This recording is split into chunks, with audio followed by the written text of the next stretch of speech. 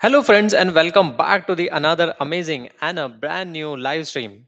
So, guys, let me talk about something very explosive and shocking. Let me tell you something that should stop you in your tracks because once you hear this, you can't unhear it. There was a moment when FEMA, the very agency meant to help the Americans in disaster zones, was spending nearly $60 million to house the illegal migrants in luxury hotels in New York City. Yes, guys. While at the same time, thousands of Americans who had just survived a hurricane were being pushed out of their temporary shelter in the dead of winter. So, guys, just think about that for a second. This isn't a rumor, this isn't social media exaggeration. This is document spending and it raises a serious questions about the priorities. After Hurricane Helen ripped through western North Carolina, families who lost their homes, livelihoods, and stability were relying on the FEMA supported hotel housing just to survive the cold. Yes, guys, this parent vacation stays, these were emergency lifelines. Yet the reports show nearly 3,000 Americans were close to being removed from those rooms right when the temperatures were dropping, right when the recovery was nowhere near complete.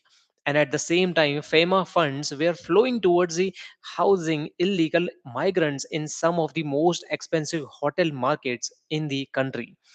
So, guys, now this isn't about attacking people who are struggling. This is about just the accountability. This is about asking why American disaster victims were even placed in competition for resources with a completely separate immigration policy failure.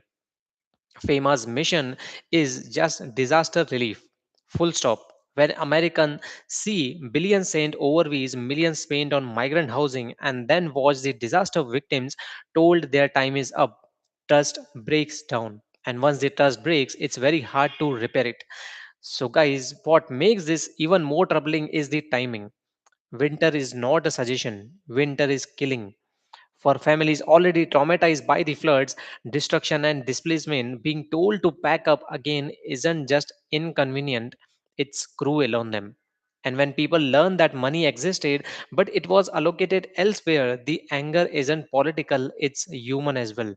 This is why these stories like this resonate so deeply because people aren't asking for the luxury, they're asking for fairness, and they're asking why the system seems faster, more generous, and more organized for non citizens than for the very people who found it through their taxes. And the silence from leadership only amplifies the outrage. Now, the bigger issue here is the priorities.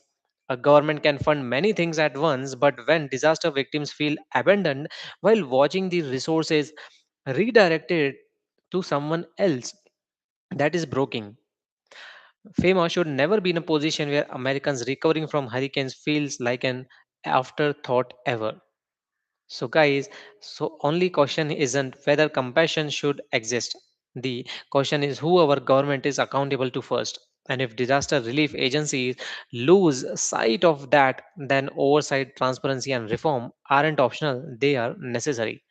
So, guys, if you think Americans in disaster zones should never be pushed aside, share this, talk about it, and keep asking questions. Because accountability only exists when people refuse to look away. Thank you so much for watching, guys. Stay informed, and I will see you guys in the next live stream. And also, let us know your thoughts in the comments. Thank you.